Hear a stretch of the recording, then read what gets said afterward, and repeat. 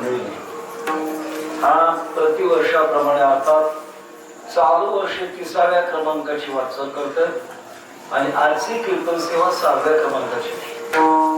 याकरता नामोबारांचा हरिपाठाचा अभंग पण चिंतनामध्ये घेतो. असं ठरवलं आज असा अभंग घ्यायचा की कोणाच्याच पाठात बसावा. खरं काय जेवढे विचार केली सगळ्यांच्याच पाठात लागून द्या. आणि हा अभंग निवडण्याचं कारण तिसरं चरण आहे. हरी हरी हरी मंत्र हा शिवाचा म्हणती देवाच्या. या सूत्राला स्वीकारून आपण या अभंगाचं चिंतन करणार. विश्वमाऊली दामोदरांनी समाजाच्या आध्यात्मिक कल्याणाकरता जी काही ज्ञान संपदा वाङ्मयाच्या द्वारे समाजाकरता दिली त्यात हरिपाठ ही वाङ्मय संपदा फार मोठी आहे. भगवान परमात्म्याचं जे हरिनाम आहे किंवा आणखी दुसरी काही नाव आहे, नारायण असेल, अभंगामध्ये रामकृष्ण आहे. या नामाचं सतत चिंतन करण्यानंतर आपल्या जीवनात काय फायदा होतो याचं सर्व चिंतन ज्ञानोबारांनी करत असताना अभंगाच्या शेवटच्या चरणातून आपल्याला असे कळतं की ज्ञानदेव म्हणे. ज्ञानोबारांचे आपल्या नाममुद्रेचे 2 प्रकार आहेत. 16 वर्षाच्या कालावधीपर्यंत ज्ञानोबारांनी जी अभंग रचना केली त्याच्यात आपली नाममुद्रा ज्ञानदेव म्हणे अशी ठेवली.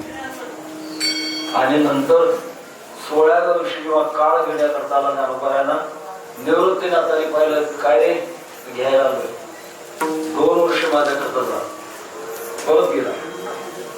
पुन्हा 18व्या वर्षी काळ आला 2 वर्ष परत जा. मुक्ताबाईंच्या करता 2 वर्ष. आणि असं करता करता 22 वर्षानंतर ज्ञानोबांनी संजीवन समजले.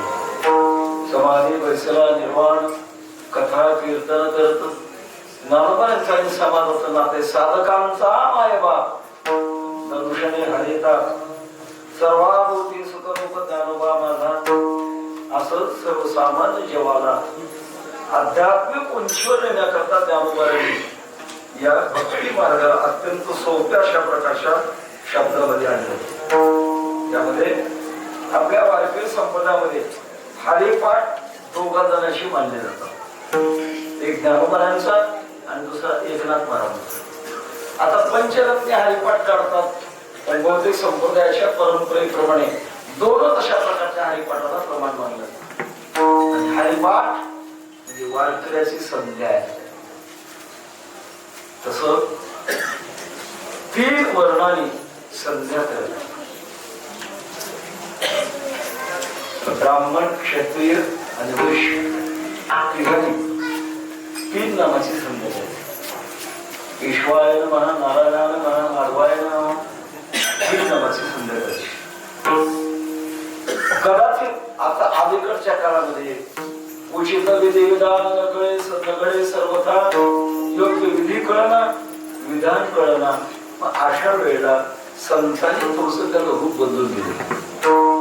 आणि बदलून दिल्यानंतर वारकऱ्यांची संध्यामध्ये हरिपाठ आहे. अत्यंत खूप मोठं या हरिपाठ ग्रंथाला. या ग्रंथातील आपण 14व्या क्रमांकाचा अभंग आपण काही चिंतनामध्ये घेणार आहोत. भगवान परमात्म्याच्या नामचिंतनामध्ये फार मोठी सामर्थ्य शक्ती आहे. कोणतंही साधन निवडत असताना आपण असं निवडतो आपल्याला कोणता फायदा होईल. एक वाक्य आहे प्रयोजन उद्देश्य नमन लोक प्रवर्तते. मन असला तरी फळ कळाल्याशिवाय त्याच्यात प्रवृत्ती होत नाही. लहान मुलाला सुद्धा बापाने एखाद्या दुकानावर वस्तू आणण्याकरता जर सांगितली बाळ एक 25 रुपये घे आणि दुकानावर साखर आणून घे तर तुम्हाला काय कमीत कमी पुन्हा 1 रुपया चॉकलेट घे आणि साखर आणून मग ते बोलत. फायदा झाल्याशिवाय माणूस कुठल्या अशा प्रकारच्या कामात जात नाही. तशा पद्धतीप्रमाणे आता एवढंच आहे की प्रपंचामध्ये आपण कष्ट करतो सगळं फलतूक होईल असं सांगता येत नाही. बऱ्याच गोष्टी प्रपंचामध्ये वाया जातात. आणि परमार्थामध्ये असा प्रकार आहे, परमार्थामध्ये थोडंही वाया जात नाही. स्वल्पमप्यस्य धर्मस्य त्रायते महतो भयात्. थोडा जरी परमार्थाच्या बाबतीत आपण प्रवेश केला तरी तो आपल्याला फार मोठी साथ देतो. आता उदाहरण दिली बसेचं फार वेळ लागेल, परंतु निर्णय देखील आवश्यक वाटतो. एका श्रीमंताच्या पोटी एक मुलगी जन्माला आली आणि मुलगी वृत्तीने सात्विक होती. काही माणसं वृत्तीने सात्विक, काही माणसं रजोगुणी, काही माणसं तमोगुणी. आता तेव्हा वृत्तीने सात्विक होती. वयात आल्यानंतर आपल्या बापाला सांगितलं, बाबा माझ्या लग्नाचा विचार करू नका, मला फक्त माझ्या जीवनामध्ये देवाची सेवा करायची. आणि आपल्या गावापासून जे 3 किलोमीटर जे आश्रम आहे तिथे जे साधू महाराज राहतात त्यांना भगवंताचा साक्षात्कार झालेला आहे आणि त्यांच्या संगतीमध्ये मला परमार्थ करायचा. कारण संगतीचा परिणाम होतो. प्रत्येकाच्या शरीरातून बाहेर स्पंदन बाहेर निघतात, स्पंदन, आणि ती स्पंदन जवळच्या माणसावर परिणाम करतात.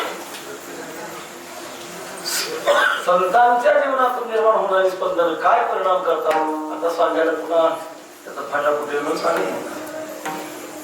निवशाळ संत संगती वास वैकुंठी कल्पांती मोक्षपदे येते विश्रांती बापुडे. नुसतं नाव सांगून मला माहिती सगळ्यांना, कारण वाड्या कोळी आणि नाव यांचा संघ थोडा झाला, एवढा अधिकार वाढला. रामादी एवढा. तेव्हा मला संतांच्या संगतीमध्ये द्या. बापाने खोली बांधून दिली, राहण्याची व्यवस्था, खाण्यापिण्याची व्यवस्था केली आणि मुलगी त्या संतांच्या सहवासामध्ये परमार्थ भोगला. परमार्थ करता करता शरीर बिघडलं, आजार आला आणि आजारातून सुटका होण्याकरता एखाद्या वैद्याला बोलवावं याकरता एका निष्णात वैद्याला बोलवलं. आपल्या देशात आयुर्वेदाच्या दृष्टिकोनातून नाडी परीक्षा होते. काही वैद्य असे होते, रोग्याचा कपडा नुसता हुंगला की कोणता आजार ते सांगायचे. आता चर्चा झाली बैठकीमध्ये, पेशवाई बाप्पा डोक्यावर पैसे ठेवल्यावर तुमच्या शरीरामध्ये किती एचबी आहे, किती शुगर आहे, कोलेस्ट्रॉल कसा आहे, किडनी कशी आहे, एका क्षणात सांगतो. दैवी शक्ती. तसं एका निष्णात वैद्याला बोलवलं आणि त्या मुलीला तपासण्याकरता मुलीचा हात वैद्याच्या हातामध्ये नाडी पाहण्याकरता दिली. शक्यतो वैद्य नाडी पाहत असताना आपल्या मनगटाच्या जवळ तिथं थोडासा उंच भाग आहे, तिथं जर आपण आपल्याच हाताला जर बोट ठेवलं तर खालून फटके मारतो. मग कफ प्रधान नाडी, पित्त प्रधान नाडी, वात प्रधान नाडी, त्याच्या परीक्षा. त्या पुरुषाने ती नाडी हातात घेतली. मुलीला पुरुषाचा स्पर्श आयुष्यात नव्हता आणि मनामध्ये सर पुरुषाचा स्पर्श असा असतो का, इतक्यात प्राण बाहेर पडले. अंतिमती सागती. शेवटच्या क्षणामध्ये जी बुद्धी असते पुढे गती ती होत असते. परिणाम असा झाला, वेश्येचा जन्म झाला. कालांतरांती त्या वेश्या व्यवसायामध्ये होती. एक दिवस असा उघडला, रात्र 12-1 वाजेपर्यंत कोणी तिच्याकडे गिऱ्हाईक आलं नाही आणि इतक्यात मागच्या जन्मामध्ये केलेली साधना ही फलद्रूप काढायला आली आणि भगवान परमात्म्याची एकदम कृपा झाली. आतून आत्मप्रकाश झाला आणि मग लक्षात आलं की आता मी कोणत्या ह्याला. हा इतिहास मी सांगितला. भागवतामध्ये पिंगला नावाची भक्ती करणारी आहे, तिचा इतिहास का सांगतो. स्वप्नमप्यस्य धर्मस्य त्रायते महतो भयात्. अशा प्रकारचा भगवंताच्या साधनेचा काळ आहे आणि त्यातल्या भगवंताच्या हरी नावाचं फार मोठं महत्व आहे. रामकृष्ण हरी आपल्या संप्रदायामध्ये हा मंत्र आहे. उघडा मंत्र जाणा, रामकृष्ण म्हणा, तुटते आसना जयवास. पण आपल्या संप्रदायामध्ये 3 गुरु आहेत, दीक्षा गुरु, शिक्षा गुरु आणि अनुग्रह गुरु. अजिबात परमात्माची कल्पना नाही, पण सगळी कल्पना देण्याकरता गळ्यात तुळशीची माळ घालत असताना ते संप्रदायाचे नियम सांगतात. गळ्यात माळ घालतात, ती गुरु आहेत, फक्त दीक्षा गुरु आहेत. संपलं काम. तसे एखादी सुवासीन बाई सुवासिनीला कुंकू लावते, एकमेकाला लावतात, तसं वारकऱ्याने माळ घालणं हा एक प्रकार आहे. दुसरा प्रकार आहे शिक्षा गुरु. शिक्षा गुरु म्हणजे परमार्थात काय खास कळली, तो कसा करावा, त्यात अडचणी काय येतात, अडचणी तू बाहेर कसं पडायचं ते सगळं ज्ञान देणार ती शिक्षा गुरु. आणि अशी साधना केल्यानंतर आपली हृदयाची योग्यता का झाली, न बोलवता येतात. घराले घराले घराले कृपाळ सांभाळले सांभाळले सांभाळले येतात आणि आपल्या जीवनामध्ये परमात्म्याशी एकता करून देतात. तो आहे अनुग्रह. दीक्षा, शिक्षा आणि सांगण्याचा माझा मुद्दा असा, आपण केलेली साधना पूर्णपणे सफल होते. जुना दृष्टांत वेद काळात आहे. अशा वेद काळामध्ये एक शिष्य गुरुजीकडे वेद शिकण्याकरता गेला. शिकणं झालं आणि झाल्यानंतर त्या शिष्याने विचारलं, महाराज माझी परीक्षा घ्या. परीक्षा आवश्यक आहे महाराज. काही लोकांना परीक्षा घेणं जीवावर येतं. कशाला परीक्षा घ्यायची? आता आम्ही ऐकतो सरकारने नियम काढल्यानंतर 8वी पर्यंत परीक्षा घेतली नाही. कशी तयारी होणार? प्रेम आणि ज्ञान त्याची परीक्षा घेतल्याशिवाय कळतच नाही. आणि त्यातल्या त्यात अलीकडच्या काळामध्ये सरकारने पास होण्याकरता मर्यादा टाकली मार्काची. 100 पैकी किती मार्काला पास? 100 पैकी किती मार्क पडले म्हणजे पास होतो? 35. म्हणजे 35% ज्ञान. आणि अज्ञान किती? ज्ञान अधिक का अज्ञान अधिक आहे? आणि तरी पास काय करू? सांगण्यात तसा परीक्षा घेतली पाहिजे आणि परीक्षेशिवाय त्याचं उत्तीर्ण त्याची तयारी कळत नाही. याकरता आपण असं सांगत होतो की त्या शिष्याने अध्ययन केल्यानंतर गुरुजींना प्रार्थना केली, महाराज माझी परीक्षा घ्या. वेद मंत्र म्हणत असताना कुठं चुकतोय? म्हणतो हीन स्वरतो वर्णतुवा. मंत्र म्हणत असताना त्यातला काना मात्र इकडे तिकडे झाला, मग स्वर जरी वेगळा झाला तरी परिणाम वेगळा होतो. म्हणून वेदाची मंत्र उच्चारण करणं अवघड आहे. माझी परीक्षा घ्या. गुरुजी सांगितलं, अरे एवढ्या वेदाची तुझी परीक्षा घेण्याकरता मला कुठे वेळ आहे? महाराज माझं चुकीचं बसले कसं बसू द्या का? एक सांगतो म्हणाले, समोर एक झाड दाखवलं आणि झाड दाखवायला सांगितलं, त्या झाडाखाली जा, वेद मंत्र म्हण. मंत्र म्हणत असताना चूक झाली की त्या झाडाचं चुकून पान खाली पडत. तुझी चांगली परीक्षा होती. श्रद्धा होती, सामर्थ्य होतं, गेला झाडाखाली बसला आणि ऋग्वेद सुरू केला. अग्नी मिळे पुरोहित सुरू केलं. केल्या झाडाची सगळी पानं तुटली, अंगावर पडली. गुरुजीकडे गेला, महाराज सगळ्या चुका, हे काही माझे काही बिनचुका शब्दाची नाही का? गुरुजीने विचारलं, तू कसं म्हणत मला हे सांग. बसलो आणि अग्नी मिळे पुरोहित असं म्हणायला सुरुवात केली. इतर तर चुकलंच. अरे वेदाचं बीज हरी आहे आणि हरी ही ओम म्हणावं लागतं आणि नंतर तुम्ही वेदाला सुरुवात करायला लागते.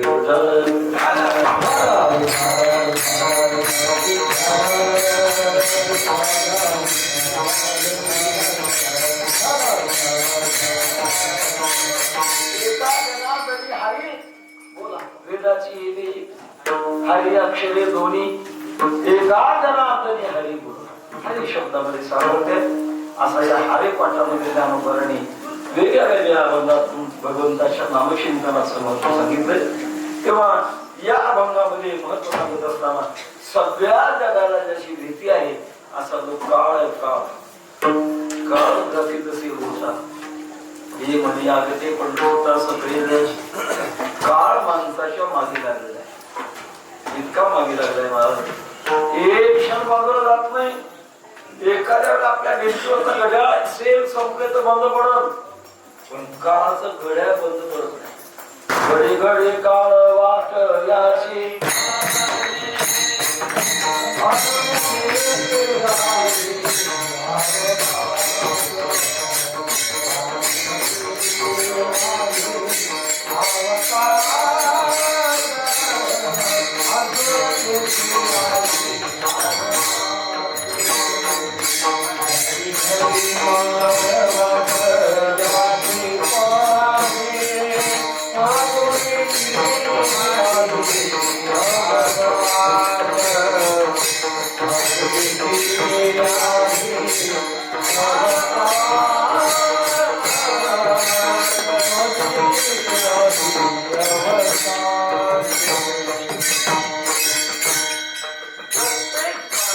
काळ गणना करी आयुष्याची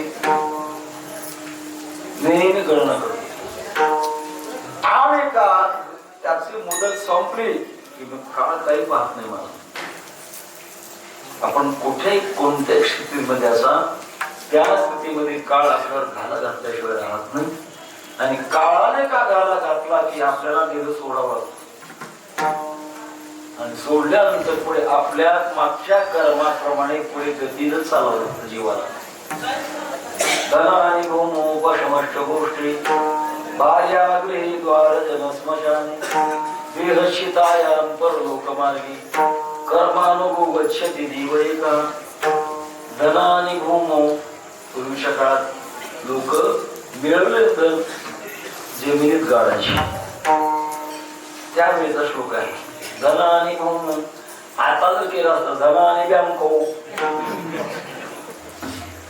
पशवष्ट गोष्टी पशु मिळाले ते गोट्यात राहतात. भार्या गृही द्वार जनस्मशानी पत्नी घराच्या दारापर्यंत येते. जनस्मशानी जनलोक हे स्मशानापर्यंत येतात.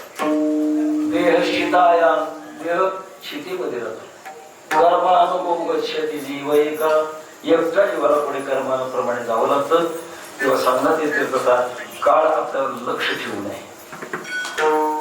आणि का काळ आपल्यावर लक्ष ठेवू नये आपण जीवदशेला प्राप्त झालो म्हणून आपल्यावर काळाची सत्ता आहे. पण तो काळ काही ना घेतो ज्यांच्या दरबारात आपण आहोत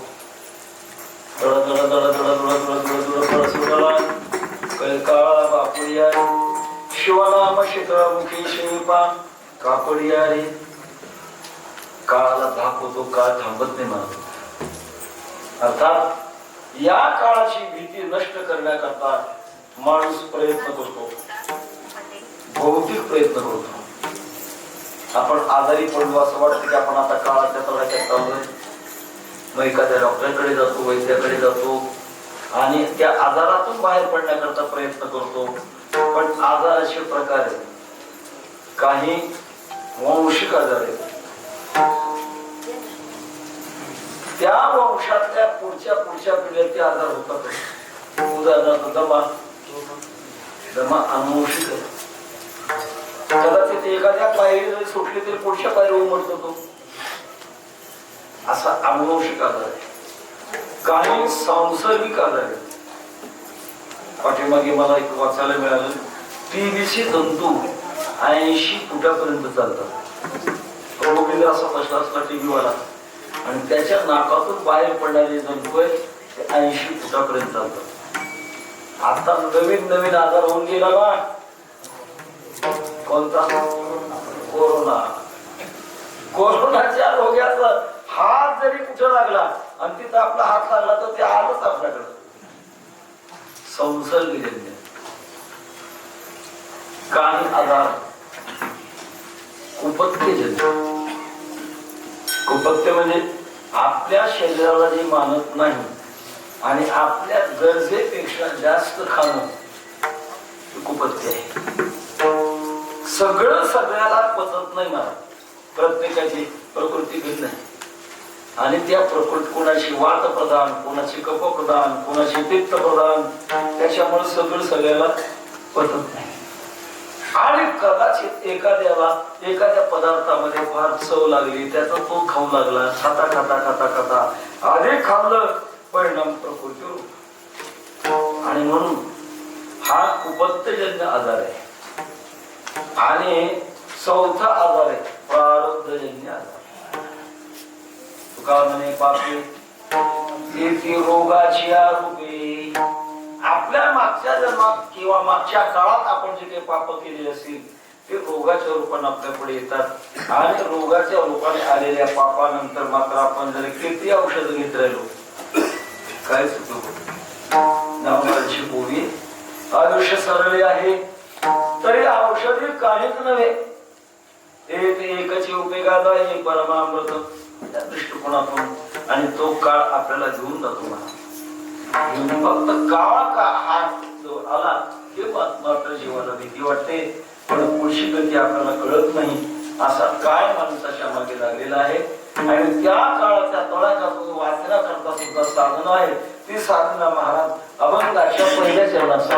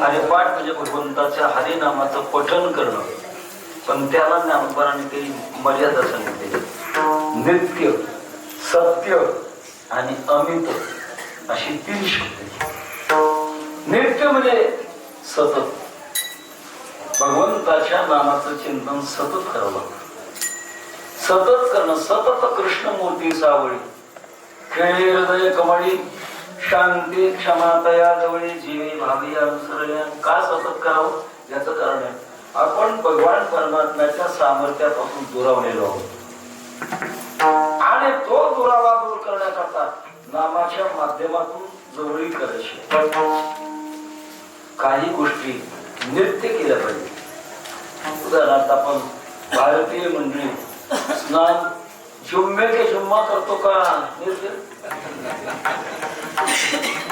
का करतो का करावं याचं कारण आपण झोपी जातो झोपी गेल्यानंतर आपलं मन ज्ञानात असतं का अज्ञानात असतं अज्ञानात असतं म्हणून झोपेतून उठलेली माणसं म्हणतात काय झोप लागली होती काही कळालं नाही काही न कळणं हे ज्ञानाचं लक्षण आहे का अज्ञानाचं अज्ञानाचं लक्षण आणि अज्ञान अपवित्र आहे अज्ञान दुःख देणार आहे आणि त्याच्याकरता सकाळी उठल्यानंतर आपल्याकडे पद्धत आहे पूर्वी त्याला गंगाळ म्हणत होते गंगाळ मुळात शब्द गंगा जळ तुझं काढून टाकला आणि गंगाळ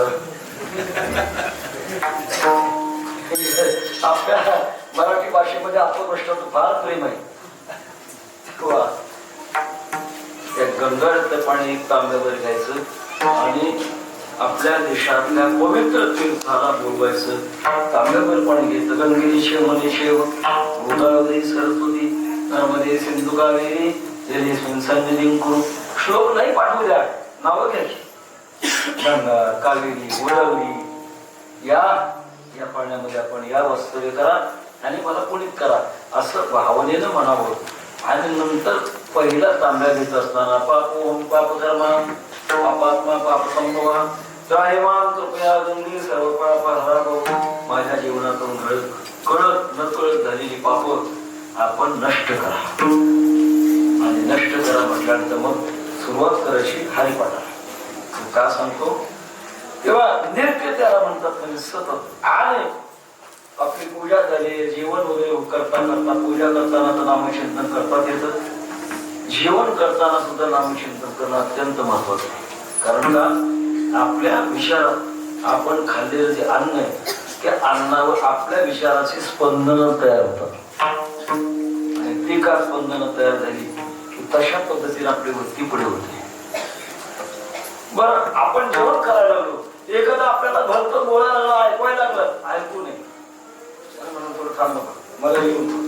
कारण जेवताना फार महत्वाचे.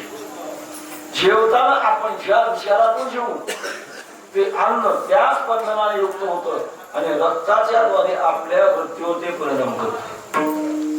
याच्याकरता भगवंताचं नामचिंतन करत करत राम म्हणे ग्रासो ग्रासी दोन जेविला उपवास. पवित्र ते अन्न हरिचिंतनी भोजन ते अन्न करत. याच्याकरता नित्य असतात.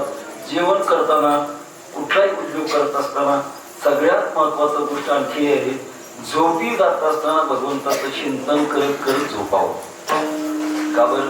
त्याचं कारण असं, समजा झोपी जात असताना रामकृष्णारी म्हणत म्हणत म्हणत आपल्याला झोप लागली आणि आपली झोप कोणाची 4 तासाची, कोणा 6, 8, 10, 12, ज्याचा गुरु संप्रदाय मोठा त्याची झोपही मोठी. आणि तेवढ्या काळातली झोप भगवंताचं चिंतन होतं. का? भगवान म्हणतात माझं नामचिंतन करण्याची याची इच्छा आहे, पण आता हा अज्ञानात गेला. त्याचं नामचिंतन स्वतः भगवान परमात्मा करतात. तो राम हमारा सुमिरन करे हम बैठिया राम. म्हणून झोपी जाताना करावं, उठता बसता करावं, सर्व कार्य करत असताना भगवंताचं काय चिंतन करावं. याच्याकरता नामोपाराने शब्द दिला नित्य. नंतर सत्य. सत्य म्हणजे आपल्या वृत्तीतून आपल्या करता वास्तविक परमात्म्याचं नामचिंतन तर सत्यच आहे. सत्य तो सत्य तो सत्य तो विठ्ठला सार सार सार विठोबा नाम तुझे सार म्हणून शोळपाणी होता हे वारंवार. सत्य साच खरे नाम विठोबाचे सत्य. माऊलींचा एक अभंग आहे, फार सुंदर अभंग. शरीराचे संपत्ती आटे हरी नाम नाटे बरोबर. बाकीचं सगळं मायाकृत जग आटणार आहे, पण भगवान परमात्म्याचं नामचिंतन आटणार नाही. असं कारण आहे नाम आणि नामी यांचा अभेद आहे. शास्त्र असं सांगतं भगवान परमात्म्याचं स्वरूप आणि भगवंताचं नाम या दोघांशी एकच आहे. ज्ञानोबारांनी फार सुंदर ओवी खर्च केली. नाम जप यज्ञतो परम बाधून शके स्नानादि कर्म नामे पावन धर्माधर्म नाम परब्रह्म वेदार्थी. वेदाने सुद्धा नामाला परब्रह्म अशा प्रकारचं म्हटलंय. महाराजांचे स्वतंत्र अभंगच आहे. नाम ब्रह्म परमात्म्याचं स्वरूप म्हणजे नाम. असं अलौकिक अशा प्रकारचं भगवान परमात्म्याचं नाम आहे. ते सत्य आहे. नित्य घ्यावं, सत्य घ्यावं आणि पुन्हा अमित घ्यावं. अमित म्हणजे न मोजता घ्यावं. पहिल्यांदा सवय लागण्याकरता मोजून घ्या, पण त्याच्यात प्रेम निर्माण झाल्यानंतर मात्र ते न मोजता घ्यावं. न मोजता घेताना कसं कसं घ्यावं त्याची पद्धती आहे. आपल्या गळ्यात घातलेली माळ ती वेगळी आणि जपाची माळ वेगळी. मध्यमा, अनामिका आणि अंगुष्ठ 3 बोटांनी माळ प्रत्येक मनाला भगवंताचं नामचिंतन करायचं. आणि याही पेक्षा हाताला क्रिया कमी व्हावी आणि चिंतन जास्त घडावं असं जर वाटत असेल त्या नामाची मालिका तयार करायची. रामकृष्ण हरी रामकृष्ण हरी रामकृष्ण हरी रामकृष्ण हरी रामकृष्ण हरी रामकृष्ण हरी रामकृष्ण हरी रामकृष्ण हरी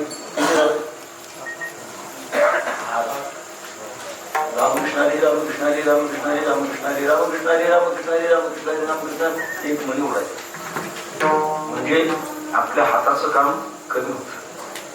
किंवा आणखी एक प्रकार भगवंताचं नामचिंतन करण्याकरता वेळ मिळाली आपल्याला. मग आपल्या घरातले शेंगदाणे एका डब्यात शेंगदाणे आणि ते शेंगदाणे एका ताटलीत टाकायचे. पण एक शेंगदाणा बोटामध्ये घ्यायचा आणि 8 वेळा रामकृष्ण हरी रामकृष्ण म्हणायचं. तो शेंगदाणा ताटलीत टाकायचा. अर्थात त्या शेंगदाण्यावर संस्कार होता त्याचे. आणि तो शेंगदाणा त्याचं कुठ्यातून सगळ्याच्या पोटामध्ये जातं. त्याचे परिणाम सूक्ष्म असतात. हे एकदम दिसणार नाही आपल्याला. पण सांगायचा मुद्दा असा की अमित अमित म्हणजे न मोजता. प्रारंभाला 108 वेळा देवाचं नामचिंतन करा आणि मग देवाचं नामचिंतन करता करता 10 झाले की अजून किती राहिले? 98. अजून किती राहिले? लक्ष कुठं जातं? गणिताकडे जातं का नामाकडे जातं? त्याच्या कथा ज्ञानोबा अमित म्हणतात, न मोजता. प्रारंभाला सवय लागण्याकरता मोजतो हा भाग वेगळा आहे. पण सवय लागल्यानंतर मात्र त्याला मोजू नये. भगवान परमात्म्याच्या नामचिंतनामध्ये उत्तर शक्ती झाली होती. उदाहरण सांगतो. आपला कपडा मळाला आणि मळालेला कपडा आपला स्वच्छ धुवायचा आहे. पाणी घेतले बांधले, साबण घेतले, साबण लावले कपड्याला आणि त्याला आपण आदळवलं. किती वेळ आदळायचं? काही ठरलंय का? जोपर्यंत तो मळ बाजूला जात नाही तोपर्यंत आदळायचं. तसं नामचिंतन जोपर्यंत मनाचा मळ जात नाही तोपर्यंत करतच राहायचं. विठ्ठल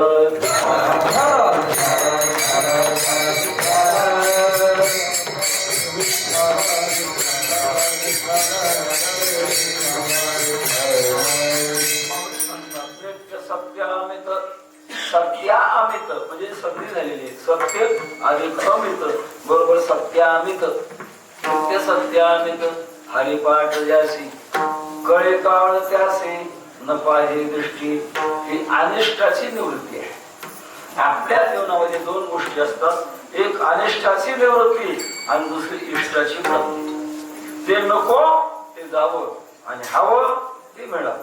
ज्याचं नाव आहे अनिष्टाची निष्ठाची. एक माणूस खिशामध्ये नोटाचं बंडल घालून रस्त्याने चालला. पायी प्रवास करायचा होता. एका चोराने पाहिलं पाडत ठेवली आणि त्याच्या मागोमाग अरण्यात गेल्यानंतर त्याला पकडलं. त्याने 1-2 माणसं जवळ घेतली होती. त्याच्या खिशातलं बंडल काढून घेतलं आणि काढून घेऊन एका दाहा चोरानं कचकचून बांधलं. त्याला गेले निघून चोर. मोठ्यानं उडायला लागला, अहो दावा, हो मला सोडवा, मला सोडवा, मला सोडवा. योग आहे बोले. त्या रस्त्याला एक माणूस येत होता. आवाज ऐकवायला. करुणा आवाजातला भाग पाहिल्यानंतर त्याला दया आली. गेला तो पाहिला तर त्याला बांधून टाकले. का रे बाबा? काय सांगावं, चोरांनी मला बांधले, मला सोडा. त्याला सोडलं. सोडल्यानंतर त्याला सोडलं तो म्हणतो अर्ध काम झालं. मला आता काही बांधून राहिलंय का? बांधायचं नाही हो. मला बांधलं होतं ते सोडलं म्हणजे माझी अनिष्टाची निवृत्ती झाली. पण माझ्या खिशात पैशाचं पाकिट गेलं. इष्टाची प्राप्ती. अनिष्टाची निवृत्ती आणि इष्टाची प्राप्ती.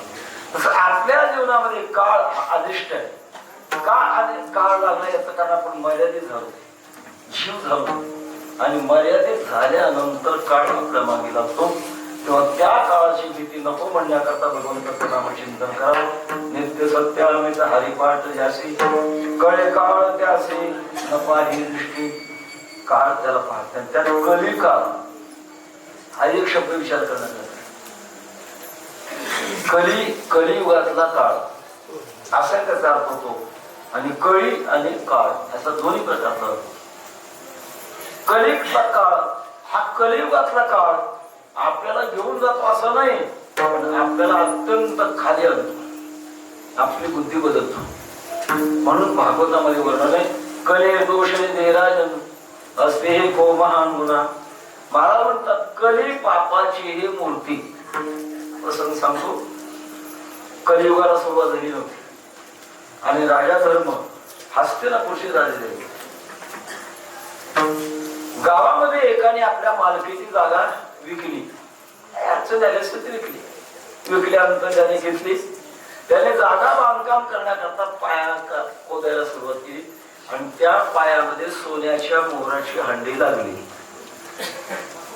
ती सोन्याच्या मोहराची हांडी ज्याच्याकडून जागा घेतली त्याच्या घरी नेली त्याने. ही हांडी तुमची आहे, मी फक्त जागा घेतली, तुमची हांडी तुम्ही सांभाळा. ज्याने जागा विकली त्याने सांगितलं तर हांड्यावर माझा हक्क नाही राहिला.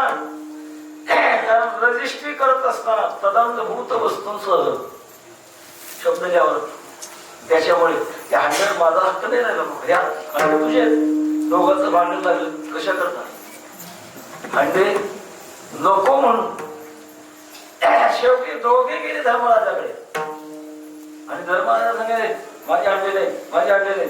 धर्मराजाने सांगितलं जे धन व्यवहारच असतं ते धन राजकोषामध्ये जमा करायचं. आता तसंच आहे. एखाद्याच्या गडीमध्ये सोन्याचे हांडे लागले आणि काय होतं ते कुठे जातात? राजकोषामध्ये जातात. ठेवून द्या म्हणा. काही काळ निघून गेला. याने घर बांधता बांधता बांधता बांधता पैसा कमी पडत आला. म्हणून आपल्याकडे म्हणे ना लग्न बघावं करून आणि घर बघावं, पैसा कमी पडू लागला. त्याच्या लक्षात आलं की आता आपल्याला पैसा कमी पडू लागला. का दुर्बुद्धी आपल्याला आठवली? आपल्या जागेमध्ये सोन्याची हांडे होते आणि ते हांडे आपण देऊन टाकले. ते जर ठेवले असते यावेळेला कामाला आले. चला राजा धर्माकडे जाऊ आणि ते हांडे मागून घेऊ. ज्याने जागा विकली त्याच्या संसारामध्ये अडचण आली. काय करू दे दाताना काही न पुरे संसारा. ज्याच्या त्याच्या संसारामध्ये कमी पडतो मान आणि कमी पडतो तो संसार असतो. त्याला वाटलं आपल्या बापदादाने हांडे बोलले होते, खऱ्या अर्थाने हा कापला होता. कुठून तर बुद्धी असली त्या दिवशी आणि नाही ठेवले ते. चला धर्मराजाकडे जाऊन घेऊ. दोघे दोन रस्त्याने आले धर्मराजाकडे आणि दोघे भांडणार आले. राजे हांडे माझे, हांडे माझे. धर्मराज विचार करतात एका काळामध्ये हांडे माझे नाही म्हणत होते आणि आता माझे हांडे आहेत असं म्हणतात. नक्की कलियुगाला सुरुवात झाली. म्हणून कलिशी बाधा आहे म्हणा. आणि या कलिशी बाधा भगवंताचं नामचिंतन जर केलं तर होत नाही. कळकालाची बाधा अहंकाराचा वारा न लागू राजसा. तेव्हा अशा प्रकारची बाधा त्याला होऊ नये, होत नाही. माऊली सांगतात कळकाळ तयासे न पाहि दृष्टी. नित्य सत्य आम्ही हरिपाठ जशी कळकाळ त्याशी न पाहि दृष्टी. पण त्याच्याकरता काय करावं लागतं? हरिमुखे म्हणा, हरिमुखे म्हणा, पुण्याची गणना पूर्ण करी. तोंडानं हरिमुखे म्हणा म्हणतात. कारण का? भगवंताचं नामचिंतन आपल्याकडे 4 वाणी आहेत. फक्त माहीत असण्याकरता सांगतो वैखरी वाणी. आता मी बोलतो तो कोणत्या वाणीने बोलतो? वैखरी. दुसरी मध्यमा, मध्यमा कंठात आहे. ती फक्त माझे मलाच कळते, दुसऱ्या नाही कळते. त्याच्यानंतर ती सूक्ष्म वाणी पश्यंती, बेरबिशावर पश्यंती वाणी आणि बेरबिशा ठिकाणी आहे परावाणी. त्या परावाणीमध्ये काय एकदा भगवंत नामचिंतन सुरू झालं तुम्ही बंद करायचा प्रयत्न करत बंद होतच नाही. अभ्यास आहे. वैखरूतून मध्यमध्ये जावं, मध्यमातून पश्यंतीत जावं आणि पश्यंतूमध्ये परेमध्ये जावं. ज्याचं नामचिंतन परावाणीमध्ये गेले त्याचं तोंड जरी दाबून धरलं ना तर बंद पडत नाही मला. कारण ती परावाणीच निघालेली आहे. याच्याकरता आपण कमीत कमी हा अभ्यास करण्याकरता पहिल्यांदा काय करावं लागतं? वैखरी वाणीनं म्हणून. मुलाला ग्रॅज्युएट करायचं होतं. बापाने 6 वर्षाच्या मुलाला सांगितलं तर शाळेमध्ये कशाला बाबा तुला ग्रॅज्युएट करायचं. काय होतं ग्रॅज्युएट केल्यानंतर? नोकरी लागते, भरपूर पैसा मिळतो, खाली खुशाली जगता येतं. हाताला धरलं आणि धरल्यानंतर पूर्वी पहिलीत पहिल्यांदा बसवायची किंवा अगोदर प्रायमर असायचं प्रायमर. आता मला वाटतं अंगणवाडी अंगणवाडीमध्ये बसवायला गेल्यानंतर त्या मुलाला विचारलं, बाबा मला तुम्ही ग्रॅज्युएट करणार होतात आणि अंगणवाडीमध्ये कशाला आलो? काय म्हणावं लागेल? अरे एकदम तू कॉलेजचा अभ्यास करू शकशील का? त्याला काय करावं लागेल? पायरी पायरीनं वर जावं लागेल. तसंच आहे परमार्थामध्ये सुद्धा. एकदम कोणी उच्च स्थितीला जाऊ शकत नाही, त्याला अभ्यास करावा लागतो. तिथं ज्ञानोबांनी मी सुद्धा अभ्यास करतो. ज्ञानदेवी अभ्यास मोठा, नामस्मरण मुखा वाटा. भगवंताचं नामचिंतन करण्याकरता मला फार मोठा अभ्यास करावा लागला. बाकीचं सहज आहे, पण नामचिंतन सहज होत नाही. तिळ तिळ पुण्य साचा पडे तरी बहुधा जन्मी जुळे. नाम तुझे वाचेस या पुढे समागम घडे संतांचा. त्याच्याकरता कळी काळाची बाधा होत नाही. माऊली सांगतात, नित्य सत्य अमित हरिपाठ ज्याशी कळकाळ त्याशी न पाही दृष्टी. हरिमुखे म्हणा पुण्याची गणना कोण करी. त्या चिंतनाचा परिणाम आहे अनुकूलता. आपण बघा, शब्दामध्ये सुद्धा अनुकूलता आणि प्रतिकूलता आहे. काही ठिकाणी अनुकूलता आहे आणि काही ठिकाणी प्रतिकूलता आहे. अधर्म कोणाचा आहे? शब्दाचा आहे. एकदा काय झालं, एक राजा प्रधानाबरोबर फिरायला गेला होता आणि जाता जाता एका माणसाच्या घरासमोर पोपट टाकलेला होता आणि तो पोपट गोड गोड गोड बोलत. राजाने तिथं जाऊन त्या आपल्या जवळच्या प्रधानाने, बघ काय पोपट गोड बोलतो, काय पोपटाचं कौतुक आहे. प्रधान पुढे हुशार होता. एक सरकार हा तो गुण पोपटाचा नाही, ज्याच्या संगतीमध्ये आहे त्याचा गुण आहे तो. राजाला पटेल आहे. शेवटी त्या प्रधानाने सांगितलं, मला 6 महिन्याची मुदत द्या. 6 महिन्याची. प्रधानाने 2 छोटे छोटे पोपटाचे पिल्ले आणले. एक पिल्लू विद्वान माणसाच्या, सज्जन माणसाच्या घरी सांभाळायला दिलं आणि दुसरं पिल्लू खटकाच्या घरी दिलं. 6 महिन्यानंतर सांगितलं, सरकार चला आता मी तुम्हाला दाखवतो. मी मागितलं सांगितलं.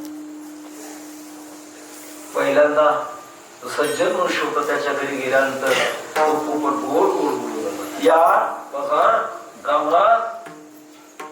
राजा खुश झाला आणि नंतर ज्या खटकाकडे दिला होता पोपटनं त्याच्याकडे घेऊन गेलं. आल्याबरोबर तो पोपट बोलतो, पकडो खींचो बदमाश नाही को मारो. आता राजा असं म्हटलं तर राजाने तलवार उपसल्यानंतर मग मात्र त्या पोपटाला वाचा पोपटे, राजा अरे मारू नको. गवेषणानां सशृणोति वाक्यं अहंविराजन वचनं मुनीना न तस्य दोषो न शमद्गुणो वा संसर्गजा दोष गुणा भवन्ति. अरे एकाचा गुण नाही, एकाचा दोष नाही, ज्यांच्या संगतीमध्ये ते आहेत ना त्याचा परिणाम आहे. तेव्हा भगवान परमात्म्याच्या नामचिंतनाचा, संगतीचा परिणाम उत्तरोत्तर होतो आणि कळकाळ त्याला पाहू शकत नाही. अशा प्रकारचं ज्ञानोबा विधान करतात.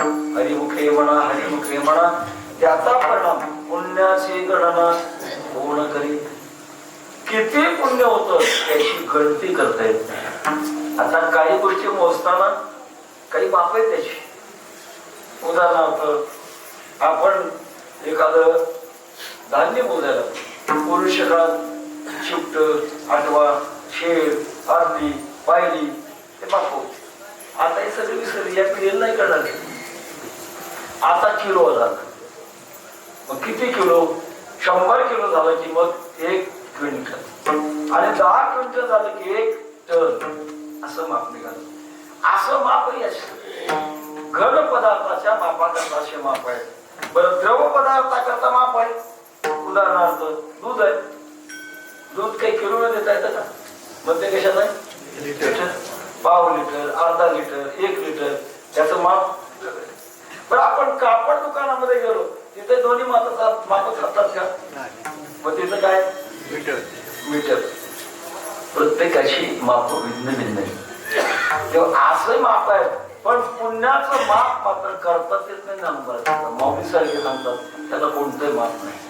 काही अडचणीमध्ये माणसं माफ करू शकतात, परंतु ही शक्ती जी अमूर्त शक्ती आहे तिचं माफ करता येत नाही. काही अवघड गोष्टी करता माफ करता येत.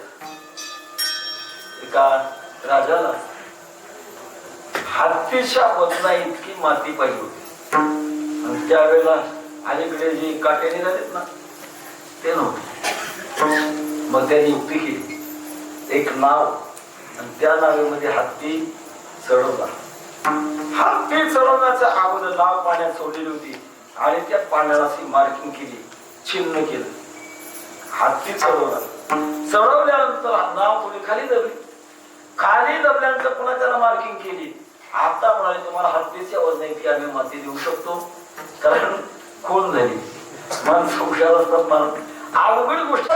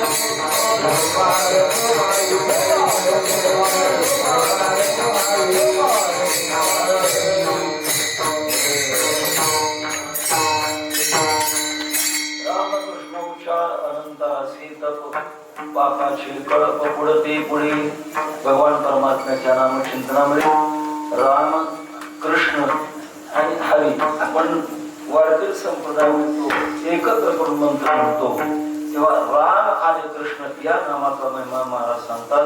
अनंत राशी तप तयार तप कशाला म्हणतात तत्सर्वम तपसार्थात्म तपो हि दुरते क्रमा. जी अवघड गोष्ट आहे, अवघड असणारी गोष्ट तपाने सिद्ध होते. एकाची शाठी तपिले एकी सृष्टीवरही सृष्टी केली. वशिष्ठ आणि विश्वामित्राच्या काळामध्ये कोण सृष्टी अशा पद्धतीमध्ये किंवा वशिष्ठांनी आपल्या नवची छाती सूर्याच्या जागेवर ठेवली. एकाची शाठी तपिल नाही, एकी सृष्टीवरही सृष्टी केली, सृष्टीवर प्रतिसृष्टी केली. कोणी विश्वामित्राने जी सृष्टी केली, अगोदर ब्रह्मदेवाने सृष्टी केली आणि विश्वामित्राने तप करून प्रतिसृष्टी निर्माण केली. उदाहरणार्थ ब्रह्मदेवाने गाय तयार केली, विश्वामित्राने म्हैस तयार केली, म्हणून मग तिला विश्वामित्री म्हणतो. ब्रह्मदेवाने मुख तयार केले, विश्वामित्राने उडी तयार केली. भाषेमध्ये सुद्धा विश्वामित्राची भाषा आहे. दोन भाषा वापरतो ना. भाकर बिकर आला की भाकर ब्रह्मदेवाचा आणि बिकर विश्वामित्र. हे तपाच्याद्वारे आज ज्या गोष्टी चालतात तपानं जे कठीण आहे ते सुद्धा सिद्ध होत असतं. पण ते तप होण्याकरता शारीरिक तप, वाचिक तप, मानसिक प्रकार आहेत त्याचे सगळे तर प्रकार आपल्याला सांगता येणार नाही, आपले थोडी राहील. शारीरिक तप एखाद्या अशा प्रकारचा आपण ठरवलं. पूर्वीच्या काळामध्ये काही माणसं एका पायावर उभारायचे, भगवंताचं मंत्र जप करायचं आणि एकाच पायावर उभारायचं. शारीरिक तप आम्ही पाहिले त्र्यंबकेश्वरला एका देवाला असा धोका बांधून आणि एक खडे महाराज म्हणून, खडे महाराज त्यांचं नावच म्हणतात खडे. खडे म्हणजे उभे रात्रंदिवस उभत राहायचं विद्यावळ. आपल्याला 2 तास चुरबुड होते आणि 1 महिनाभर श्रावणाचा महिना ते खडे महाराज तिथे उभत राहतात तोपर्यंत. आता जिथे एकाग्रता असते, जिथे निग्रह असतो, तिथे तपाची शक्ती जाणवत असते. नवे नवे जीवन भगवान विष्णू परमात्म्याच्या नाभी कमळातून ब्रह्मदेवाचा जन्म झाला. आपल्या धर्मामध्ये एका देवाला आई नाही आणि एका देवाला बाप नाही.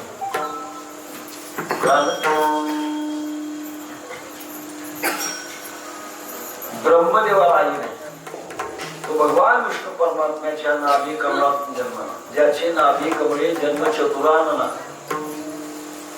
आणि भगवान गणपती देवाला बाप नाही. पार्वती मातेने अंगावरचा बळ काढला आणि तयार आकार केला आणि त्याच्यात प्राण उठला गणपतीने. अशा प्रकारच्या ज्या गोष्टी आहेत किंवा या गोष्टीमध्ये भगवंताच्या नामचिंतनाचा प्रकार, तो प्रकार रामकृष्ण, ते त्या नामाचा उच्चार आपण जर केला तर त्याचा परिणाम अनंत राशी तप होत. काही तप, वाचिक तप. वाचिक तप ते आहे आपल्या वाणीचा निग्रह करायचा, विनाकारण बोलत राहू नये. काही लोकांना विनाकारण बोलण्याची सवय. अनंत वाचाळ बरळती बरळ, त्या कायचा उपाय विनाकारण बडबड बडबड जर केली तर आपली शक्ती खर्च होते. आणि महत्वाची गोष्ट आहे, अति बडबड करणाऱ्याचं आयुष्य ते मोठ, अति झोपणाऱ्याचं आणि अति बडबड करण्याचं आयुष्य कमी होत. फक्त कीर्तनकार अपवाद. कीर्तनामध्ये कीर्तनकार जो बोलतोय तो भगवंताचं नामचिंतनच बोलतो ना, पण त्याचं आयुष्य कमी होत नाही. म्हणून तो विमानाने नेऊन सुद्धा बसून कीर्तन करू लागलो. थोडा मुद्दा असा, त्यात काय वाचित आपल्या वाणीने कोणालाही विनाकारण मनाला धक्का लागू देऊ नये आणि त्यातल्या त्यात वाणीचा संयम करा. इंद्रियांचा संयम, इंद्रियांचं तप आहे. मोठा प्रसंग आहे, आपल्याला थोडक्यातच सांगेल. गांधारी मातेनं बोल्यावर चढत असताना तिला कळालं की ज्यांच्या बरोबर आपलं लग्न आहे त्याला दिसत नाही ते जात्यंध आहे. कोण? धृतराष्ट्र.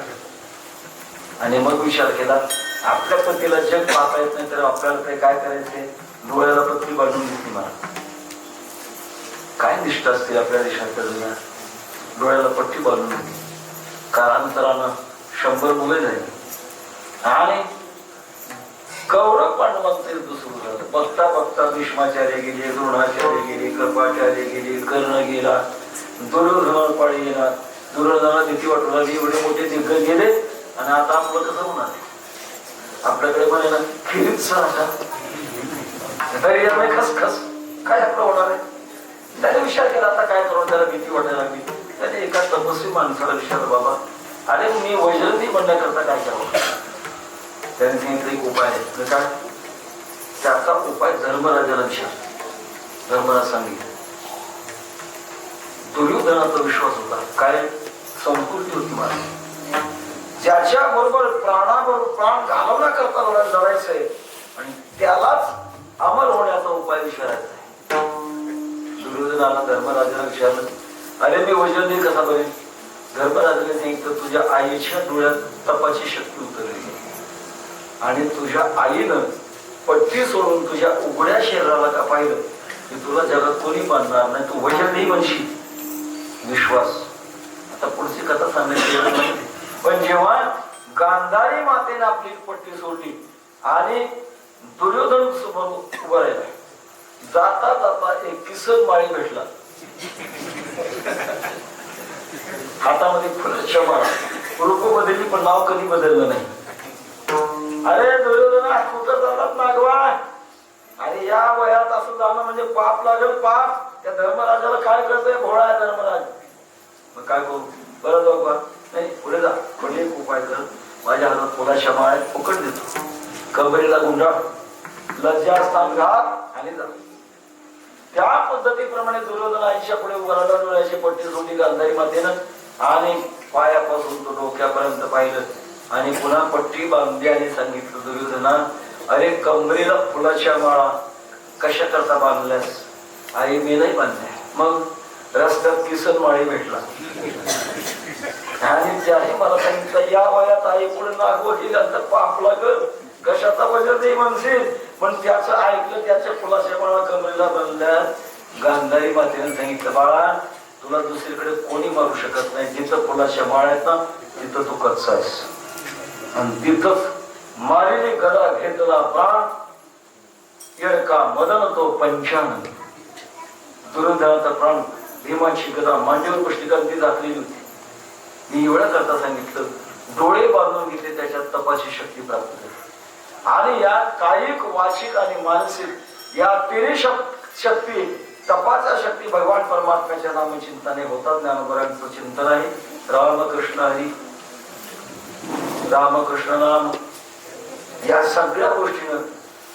आणि त्याप्रमाणे रामकृष्ण उच्चार अनंतरासे तप, पापाचे कळप पडती पुढे. याचाच परिणाम होतो की आपल्या जीवनामध्ये घडलेलं पाप, त्या पापाचे समुदाय त्या समुदाय पुढे पडतात, ते नष्ट होतात. आता पाप म्हटल्यानंतर आपण नेहमी ऐकणारी मंडळ पापाची सोपी व्याख्या सांगतो. कोणी नास्तिक माणूस असला तरी त्याला मान्य करावं लागलं अशी व्याख्या सांगतो. कोणती व्याख्या आहे? आत्मा प्रतिकूल आणि परेशान न समाचरित. आपल्याला जे विरुद्ध आहे ते दुसऱ्याला करायचं नाही, आणि आपल्याला विरुद्ध आहे ते दुसऱ्याला केलं तर मग ते पाप. उदाहरणार्थ आपल्या खिशात दुसऱ्याने हात घालून आपल्या खिशातले पैसे काढून घ्यायला वाटतात का? आणि त्याने जर दुसऱ्याच्या खिशातले घात काढले तर पाप. आपल्याला कोणी शिवी द्यायला वाटतं का? आपण जर दुसऱ्याला दिली तर. आपल्या शेताचा बांध कोरा वाटतो का? नाही. आपण जर कोरला तर. आत्मना प्रतिकूल आणि परेशान समाचर. आपल्याला जे विरुद्ध आहे ते दुसऱ्याला करणे याचं पाप. पाप त्याचे नाव न विशारिता नीत बलतेची उन्मत्त करी सदा. आणि असं धर्म, नीती, कायदा या सगळ्या गोष्टी तोडून जे काही आपण कर्म करू त्याचा दोष लागतो महाराज. ते अमूर्त रूपातून जातात. आज एखादं वाईट कर्म केलं तर त्याचं फळ आज नाही मिळणार, ते कालांतर मिळाल्याशिवाय राहत नाही. उदाहरण सांगतो की एखाद्या चोराने चोरी केली आणि चोरी केल्यानंतर काही कालानंतर त्याची चोरी साबित झाली. चोरी केली महिन्यापूर्वी आणि शिक्षा कधी होते? महिन्यानंतर. का बरं वाईट? चोरीच्या कर्माची अमूर्त शक्ती राहते आणि ती अमूर्त शक्ती त्या चोराला शिक्षा देते. तसं आपल्या प्रत्येक व्यवहारामध्ये काही अमूर्त गोष्टी घडतात. त्याच्यामध्ये जर काही धार्मिक दृष्टीचं पाप आहे, काही नैतिक दृष्टीचं पाप आहे, काही आध्यात्मिक दृष्टीचं पाप आहे, काही भक्तीच्या दृष्टीचं पाप आहे. विस्तार करायला आपला वेळ नाही. काही पाप, वाचिक पाप, मानसिक पाप, सांसर्गिक पाप, असे अनेक पाप आहेत. या सगळ्या पापाचा समुदाय भगवंताच्या नामचिंतनाने दूर जातो. पापाची कळप पडती पुढे. अहो हे तुम्हाला सांगतो असं नाही, जगात सर्व शक्ती ज्यांच्या स्वाधीन आहे त्याने सुद्धा हे स्वीकारलंय. याच्या करता प्रमाण म्हणून तिसऱ्या चरणात Hare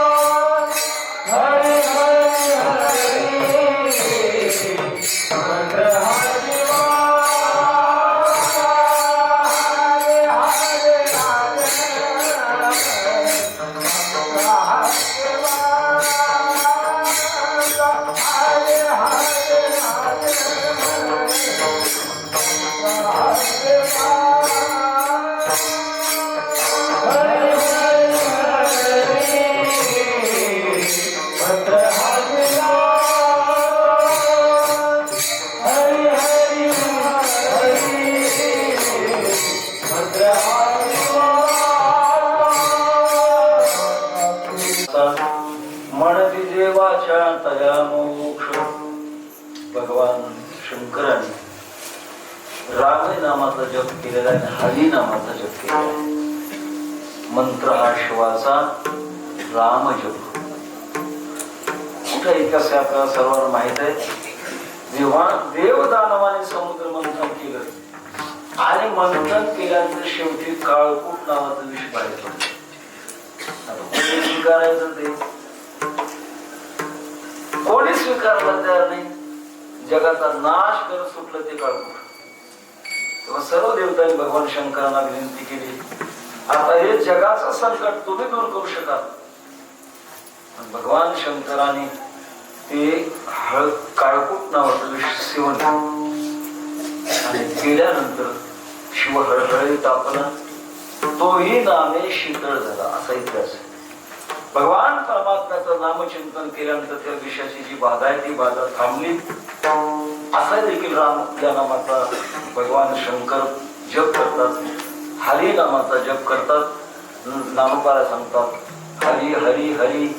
मंत्र हा शिवाचा हा मंत्र शब्दाचा थोडा बराच विचार आहे, पण आपली वेळ आता 10 मिनिटाची वेळ, अधिक आपल्याला चिंतन करणार नाही.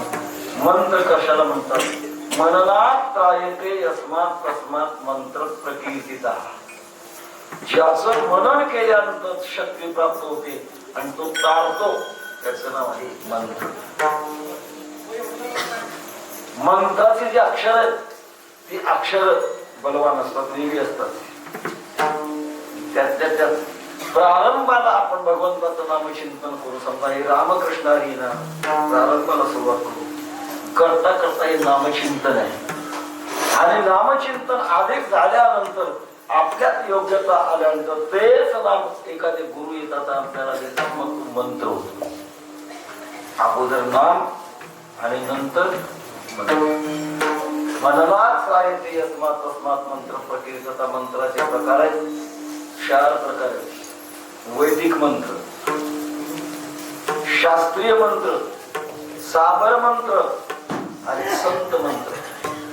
वैदिक मंत्र वेदाने परमात्म्याच्या बाबतीत मंत्र सांगितले, तो एक अक्षरी ओम हा मंत्र आहे.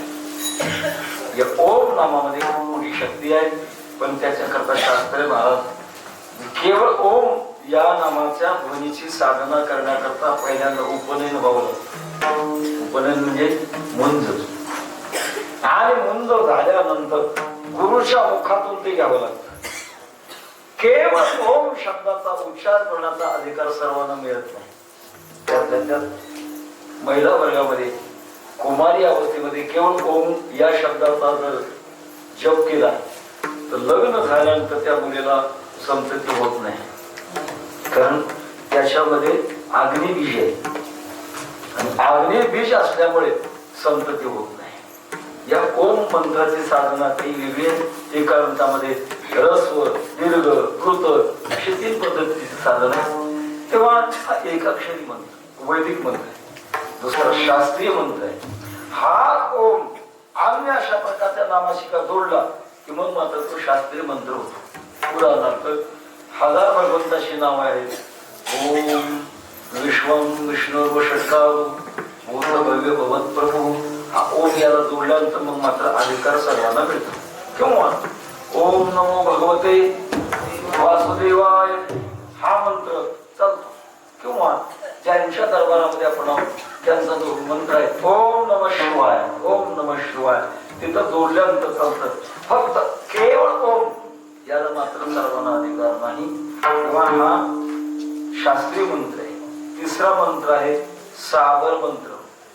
नाथ परंपरेमध्ये साबर मंत्र आहे. पूर्वीच्या काळात ऋषींनी तप करत असताना त्यांना काही मंत्राचे साक्षात्कार झाले आणि त्या मंत्राच्या साक्षात्कारातून त्या मंत्राच्या जो शक्ती प्रगट होणं याला म्हणतात साबर मंत्र.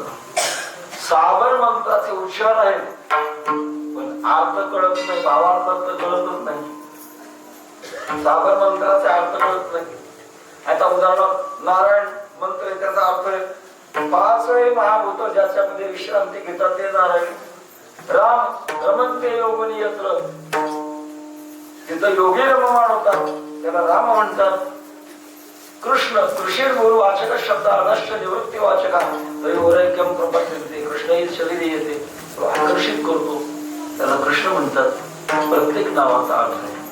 पण साबर मंत्रामध्ये मात्र अर्थ निघत नाही. कोणतेही व्याकरण जावं अर्थ निघत नाही. तुम्हाला नमुना म्हणून सांगतो साबर मंत्र. जर कोणाला अर्थ कळाला तर कीर्तन संपल्यानंतर अर्थ मला सांगा. मंत्र असा आहे, ओम ह्रीं क्लीं चामुंडा विषयी.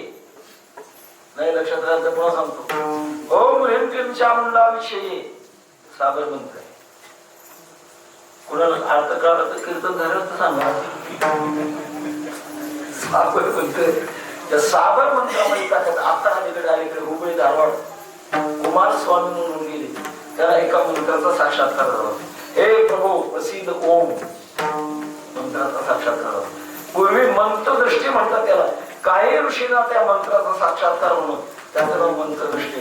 जसं शेगावचे गजानन महाराज गण गण गणात त्यांना देतात आता साबर मंत्र.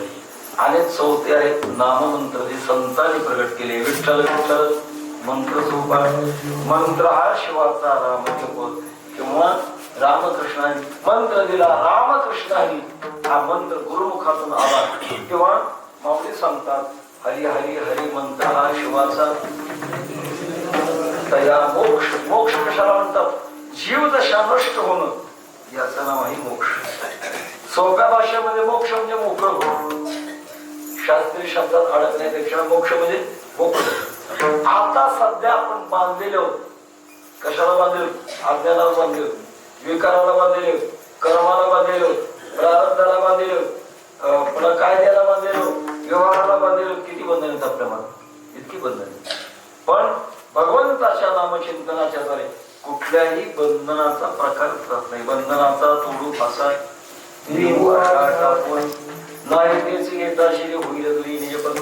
भगवंताच्या नामचिंतनाने कोणतंच बंधन नाही. नामचिंतन केल्यानंतर त्याच्या जीवनामध्ये पापाचाही स्पर्श होत नाही. माऊली सांगतात दया करणे आत घडो का त्रैलोक्याचा घात तेने केली मात बोलू नये. जसं कमळाचं पान पाण्यात राहतं पण पाण्याचा स्पर्श होत नाही, आत राहत. नाव पाण्यात राहते पण नावेत पाणी राहत नाही. तसं असा नाममंत्राची सिद्धी अवस्था झाली तो संसारात जरी राहिला तर काहीच परिणाम होत नाही. महाराज म्हणते जीवाच्या तया मोक्ष पहिल्याच अभंगामध्ये म्हणतात तेने मुक्तीशाली. तेव्हा मोक्ष म्हणजे कुठल्याही प्रकारचं बंधन न राहणं अशी अवस्था प्राप्त होते. हरिमुखे म्हणा हरिमुखे म्हणा पुण्याची गणना कोण करी. हे ध्रुवपद आहे आपल्या संपूर्ण अभंगाचं हरिपाठाचं ध्रुवपद हरिमुखे म्हणा हरिमुखे म्हणा. कशाला म्हणतात ध्रुवपद? ध्रुव म्हणजे आढळ. जे पद आढळ त्याला म्हणतात ध्रुवपद. आता अलीकडे हे संगीत क्षेत्रातली माणसं त्यांना ध्रुवपद माहित नसतं. अभंगाची सुरुवात पुन्हा पुन्हा म्हणतात. पण ज्यांना संप्रदाय माहित आहे त्यांना मात्र ध्रुवपद हे मुख्य असतो, तो सिद्धांत असतो. आणि त्या सिद्धांताभोवती बाकीचे सगळे शब्द करतात. पुन्हा दृष्टांत द्यायचा म्हणतात बैलगाडी. त्या बैलगाडीला चाक असतात. मुळात चाकाला मणी असतो. मण्याच्या भोवती आडे असतात. आडच्या भोवती पुट्टे असतात आणि पुट्ट्याच्या भोवती धाव असते. आता पुढच्या पहिल्या सगळे शिकवायचे पर्याय तेव्हा सगळे आरे पुट्टे कोणा भोवती फिरतात? आकाशच्या भोवती फिरतात. तसं ध्रुवपदाच्या भोवती सगळा अभंग फिरतो. सिद्धांत त्याला म्हणतात. आता एवढंच आहे, काही अभंगामध्ये बऱ्याच अभंगामध्ये दुसरं चरण ध्रुवपद असतं. सुंदर ते ध्यान विवेटेरी असं ध्रुवपद कोणतं? तुळशी हार गळा कासे पितांबर समचार दृष्टी विटेवरी सांगितलं त्याचं ध्रुवपद दुसरं चरण. जवळजवळ 80-90% अभंगाचं ध्रुवपद दुसरं चरण असतं.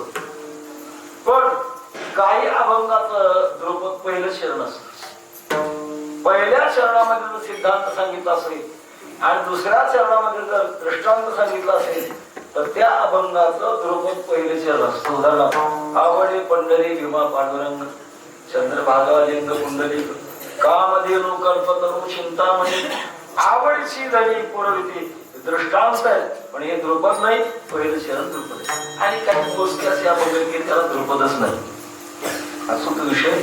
तेव्हा हरिमुखे म्हणा, हरिमुखे म्हणा, पुण्याची गणना कोण करेल. तेव्हा माऊलीला विचारलं, माऊली तुम्हाला अनुभव काय आहे. तो अनुभव माऊली अभंगाचा शेवट पाठ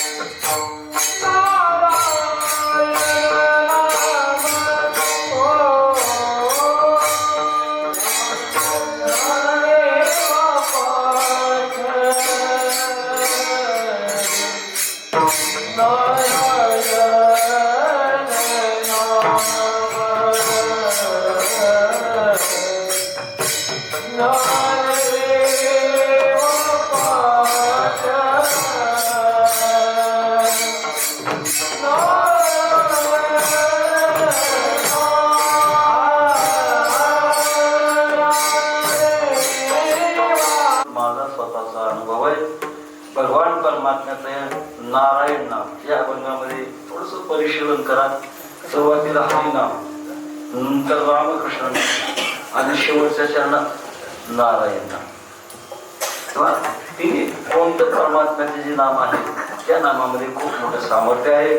त्यात विशेष असं की नारायण नामाचं सामर्थ्य ते वेगळं आहे. कोणतं वेगळं आहे. आपण प्रवासाला जर निघालो तर भगवंताच्या नारायण नामाचा काही चिंतन जर केलं तर प्रवासात शक्यतो अडथळे येत नाही, आणि आले तरी नारायण नामाच्या शक्तीने ती दूर होतात. मत सांगत असतो. मात्र विश्वास पाहिजे, परिश्रम घ्यायचं नाही.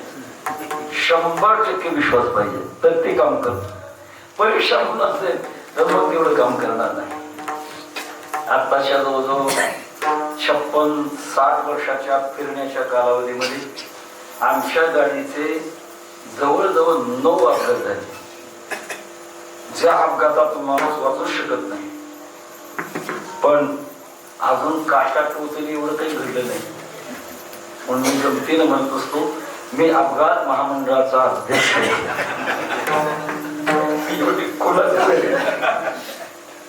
आणि एवढं मोठं सामर्थ्य महाराज.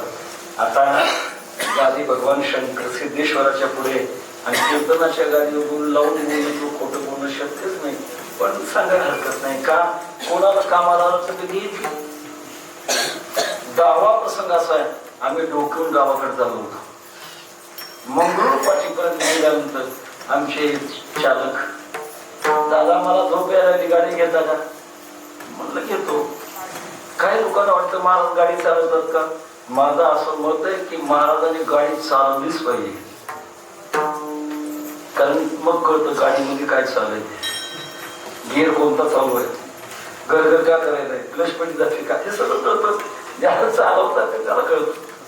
तेव्हा गाडी घेता का म्हटलं, गाडी घेतली मंगळूरपासून आणि 15 किलोमीटर चालवत होतो. छत्रपती शिवाजी महाराजांच्या पुतळ्यापासून डावीकडे वळलं तर असेवर 4 किलोमीटर. तो पुतळा लक्षात आला, डावीकडे वळलेलं लक्षात आलं. पुढे गाडी चालू स्विफ्ट डिझायर होती. गाडी चालू एकदम झोप लागली मला. अशी पूर्ण झोप लागली, गाडी मात्र चालतच होती. बघता बघता आमचं गाव आलं, पुढचंही गाव आलं. भगवंताची दया, ऍक्सिलेटरचा पाय जसला ब्रेक पाहिजे पडला, झटका बसला, मग जागा झालं. हे जागा झालं. काच घेतलं आता अजून आले आपलं गाव मागे राहिलं. अजूनही आठवण आल्यानंतर अंगावर काटा काय भगवंतांनी सांभाळावं आपल्याला. छाया पितांबरी करी, घात आघात निवारी, छाया पितांबरी करी. फक्त बोल नाही तुझ्या दातृत्वपणाशी, आम्ही अविश्वासी सर्व भावी. फक्त विश्वास पक्का पाहिजे, आणि विश्वास पक्का असल्यानंतर नारायण आहे उच्चार नामाचा तेकडे काय असं माझ्या पाठात नारायण नाम आहे, आणि त्याचा परिणाम भविष्यात पाहिजे उत्तम निजस्थान. उत्तम अशा प्रकारचं स्वतःच ठिकाण आहे. कोणतं स्वतःचं ठिकाण आहे.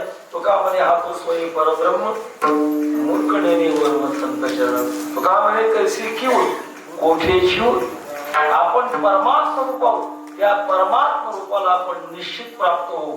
माऊलींचं म्हणणं आहे. पण नारायण नामाचा जप असेल, रामकृष्ण नामाचा जप असेल, हरी नामाचा जप असेल किंवा रामकृष्णाजी नामाचा जप असेल, त्या नामाच्या जपाचा आग्रह ज्ञानोबरांनी हरिपाठामध्ये केला. हरिमुखे म्हणा, हरिमुखे म्हणा, म्हणण्याची गणना कोण करी ज्ञानेश्वर